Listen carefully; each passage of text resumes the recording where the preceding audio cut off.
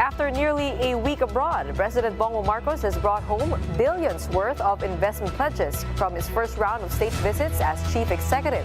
Here's what we know. 804.7 billion pesos. That's the total amount of investment pledges Marcos bagged during his trips to Indonesia and Singapore. He said this will support the country's economic recovery efforts and create more jobs for Filipinos. 4 cooperation agreements were signed during Marcos's state visit to Indonesia. These include the country's plan of action from 2022 to 2027, which outlines bilateral programs covering areas like economics, energy, security, and health. Now, another is a memorandum of understanding on cultural cooperation.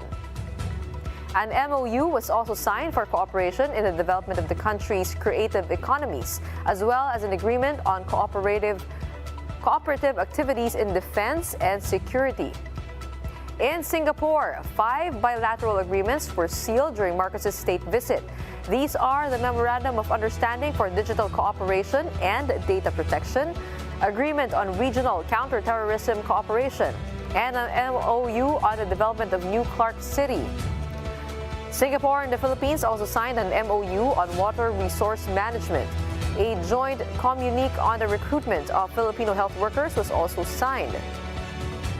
Gagawin natin lahat na itong mga sinimulan dito sa una kong state visit ay maging makabuluhan at maitatapos natin hanggang maramdaman na ng pangkaraniwan na taong bayan ang investment na yan at mararamdaman kung gaano karami ang dinalang trabaho, gaano karami ang dinala na bagong kita na ibibigay para sa ating mga kababayan. Employers in Singapore no longer need to submit a banker's guarantee and a performance bond when hiring Filipino domestic workers. Singaporean employment agencies and employers are required to purchase a 7,000 Singapore dollar bond when hiring a Filipino domestic worker. This requirement was an offshoot of the Flor Contemplacion case in 1995 and serves as a contract between the employer and the Philippine Embassy to ensure that the helper is treated fairly while working in Singapore.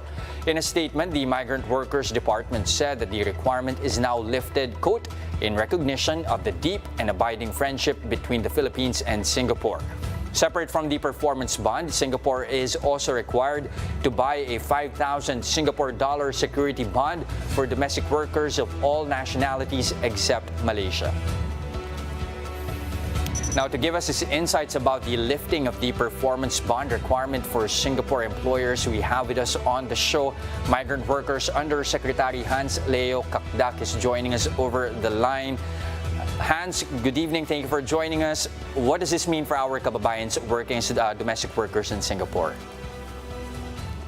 Good evening, sir. Well, basically, this means a more facilitated hiring process. The bond was, as you mentioned, essentially around the 25-year-old imposition brought on by the 1995 Flor Contemplacion case. And since then, Singapore has grown by leaps and bounds in terms of protection of OFWs. In 2017, Singapore allied with the Philippines to have the ASEAN Consensus on Protection and Promotion of Rights of Migrant Workers signed here in the Philippines, with no less than President Dept leading the signing of the agreement or the consensus. So we've come a long way, both countries, the Philippines and Singapore. So it's high time to lift these restrictions and focus more on implementation of agreements, of laws on both sides which have developed in the last 25 years, so that we will have, or we will ensure, the protection and promotion of rights of our domestic workers and OFWs in Singapore. Singapore said that they've been lobbying for the removal of this requirement for around 27 years. Why the timing? Why now? Well, as I've said, in 2017, there was an ASEAN consensus. And the last 5 years or so, we've seen the implementation of this agreement across ASEAN in terms of protecting and promotion of the rights of migrant workers, especially domestic workers. And between the Philippines and Singapore, we've really seen a drastic reduction in the cases of abuse. And we see that pattern to be holding in the next few years, in next coming years. So there really should be a substantial focus on the existing laws and agreements and regulations, one of which is the ASEAN Convention on Trafficking in Persons.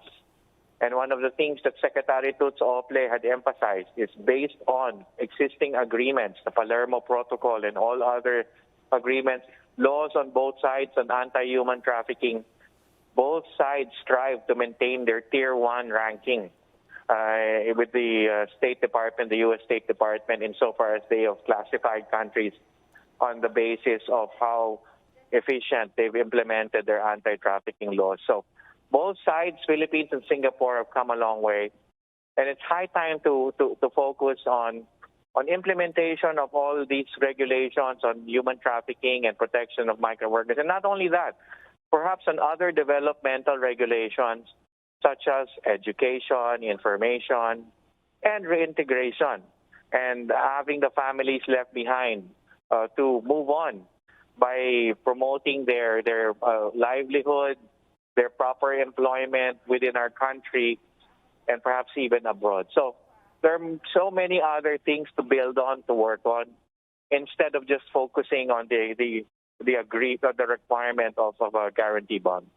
Okay, again, these developments come at a time, of course, when so much has developed in the relations between, of course, the Philippines and Singapore. The hope, of course, is that our migrant workers will be protected still. Again, that was Migrant Workers Under Secretary Hans Leo Cacdac.